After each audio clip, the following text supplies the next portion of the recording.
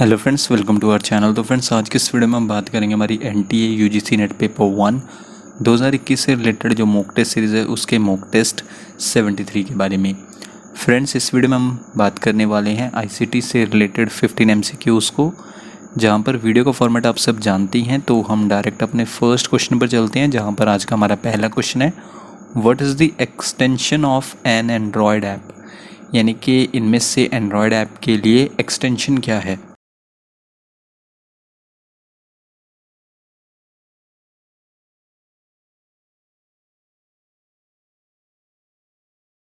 इनमें से वो है ऑप्शन सी .apk। ये क्या है, एक्सटेंशन है एंड्रॉयड ऐप के लिए।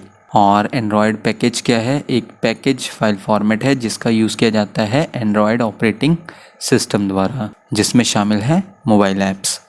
देन इसके बाद हम अपने नेक्स्ट क्वेश्चन पर चलते हैं। Question number second, dash is the process of converting data from one form to another. यानी कि डैश डाटा को एक रूप से दूसरे रूप में परिवर्तित करने की प्रक्रिया है।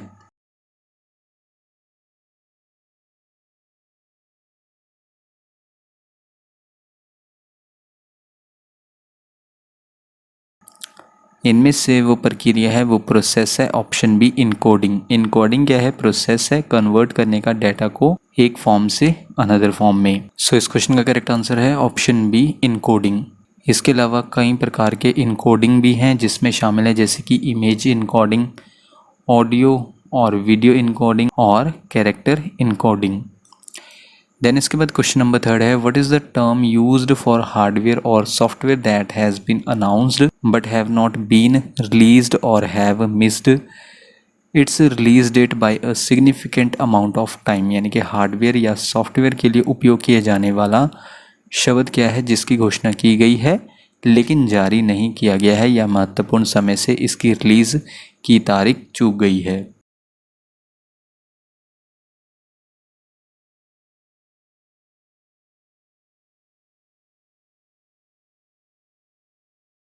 इनमें से वो टर्म है ऑप्शन बी वेपरवेयर।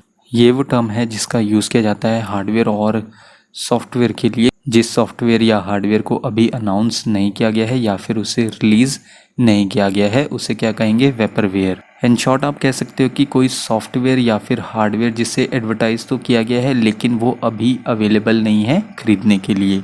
और रीज़न क्या हो सकते हैं कि वो क्यों नहीं है अवेलेबल खरीदने के लिए, या तो उसे डिज़ाइन किया जा रहा है या फिर उस पर और काम किया जा रहा है, दैट्स वाई उसे अभी अवेलेबल नहीं किया गया है खरीदने के लिए, जस्ट एडवर्टाइज किया जा रहा है। तो उसको क्या कहेंगे, वेपरवेयर। इसके बाद क्वेश्चन नंबर फोर्थ में आपको बताना है, what does V stand for in वीलैन।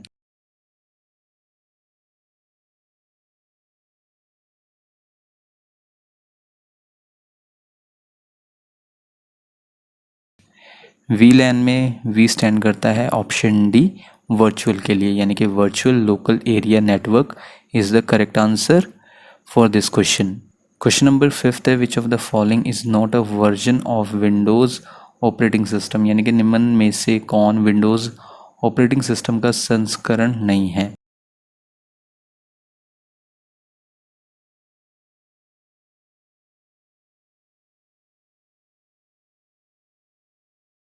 इनमें से वो वर्जन नहीं है विंडोज़ ऑपरेटिंग सिस्टम के लिए, ऑप्शन डी विंडोज़ 9, क्योंकि विंडोज़ 8.1 के बाद डायरेक्टली विंडो 10 को रिलीज़ किया गया था। इसके अलावा हमारे पास ऑप्शंस में था ऑप्शन ए पर, जैसे कि विंडोज़ मी, यानी कि विंडोज़ मिलेनियम, इसे कब रिलीज़ किया गया था, सन 2000 में। देन इसके बाद ऑप्शन बी पर था हमारे पास विंडोज़ एनटी, जिसे रिलीज़ किया गया था 1996 में। और देन ऑप्शन सी पर था हमारे पास विंडोज़ विस्टा, जिसे 2006 और 2007 में रिलीज़ किया गया था। क्वेश्चन नंबर 6 है, dash is a small amount of data sent over a network such as LAN और द इंटरनेट।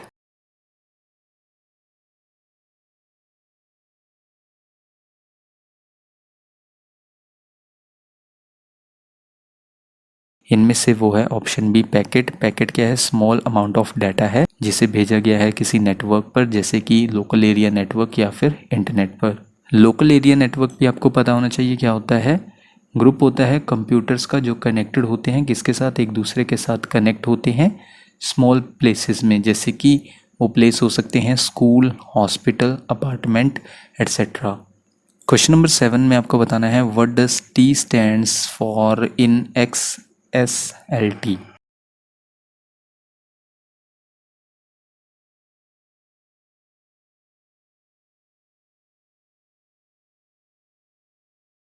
XSLT में टी स्टैंड करता है ऑप्शन डी ट्रांसफॉर्मेशंस के लिए, और XSLT stands for extensible style sheet language transformations. Question number 8 है which part of the CPU preventing it from over heating, यानी कि CPU का कौन सा भाग इससे अधिक गर्म होने से रोकता है।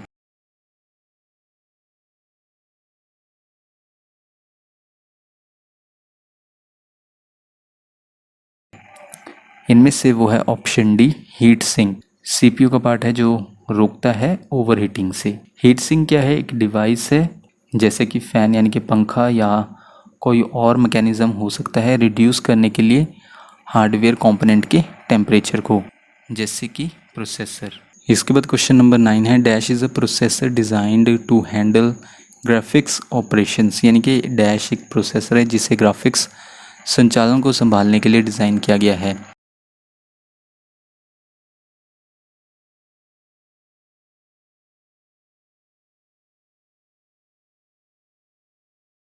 इनमें से वो प्रोसेसर है जिसे डिज़ाइन किया गया है हैंडल करने के लिए ग्राफिक्स ऑपरेशंस को, वो है ऑप्शन सी GPU यानी कि ग्राफिक्स प्रोसेसिंग यूनिट। देन इसके बाद next question, question number 10 which of the following term is used for real time broadcast of video over internet. Internet पर वीडियो के रियल टाइम प्रसारण के लिए निम्नलिखित में से किस शब्द का प्रयोग किया जाता है।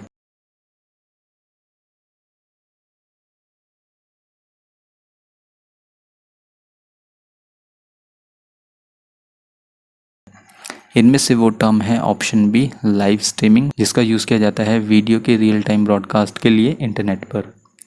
सो उसे कहते हैं option B live streaming. Question number 11 में आपको बताना है what does I stand for in 1080i with respect to resolution of high definition TV.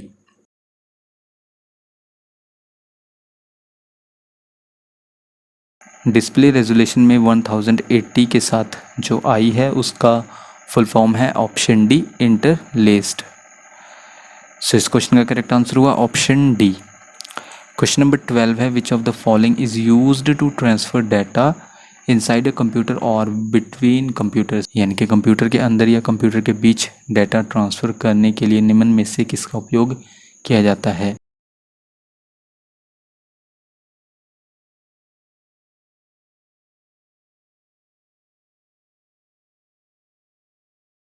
इनमें से यूज़ किया जाता है ऑप्शन सी बस का ट्रांसफ़र करने के लिए डाटा कंप्यूटर के अंदर या फिर कंप्यूटर के बीच में। क्वेश्चन नंबर 13 है IRC is an service that allows people to chat with each other online. What does R stands for in IRC?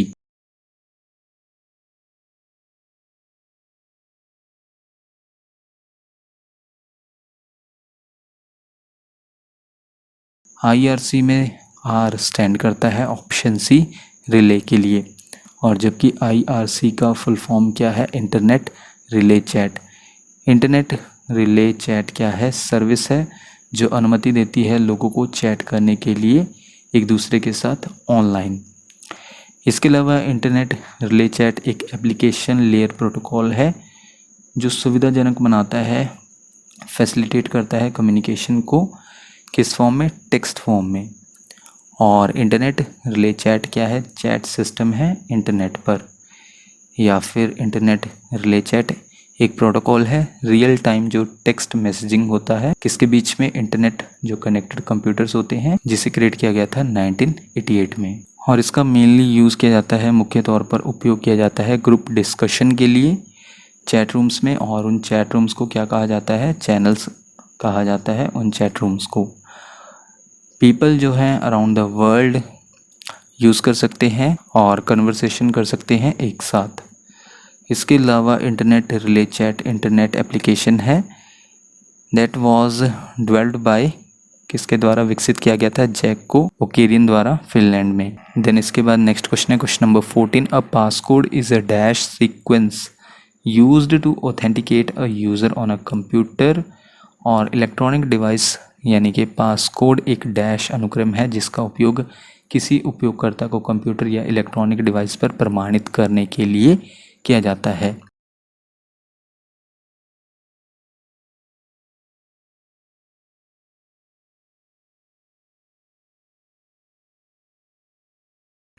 इनमें से वो पासकोड सीक्वेंस है, ऑप्शन ए न्यूमेरिक यानी कि नंबर्स होंगे उस सीक्वेंस में जिसे पासकोड कहा जाता है। जो ऑथेंटिकेट करता है यानी कि जेन्युइन है वो यूज़र जो कंप्यूटर यूज़ कर रहा है या फिर जो अदर इलेक्ट्रॉनिक डिवाइस होते हैं उनका यूज़ कर रहा है। सो इस क्वेश्चन का करेक्ट आंसर है ऑप्शन ए न्यूमेरिक, यानी कि पासकोड में सिर्फ क्या होते हैं, नंबर्स होते हैं। और आज का लास्ट क्वेश्चन है क्वेश्चन नंबर 15 में आपको बताना है which of the following is a faster version of conventional hard disk, यानी कि निम्नलिखित में से कौन पारंपरिक हार्ड डिस्क का तेज संस्करण है।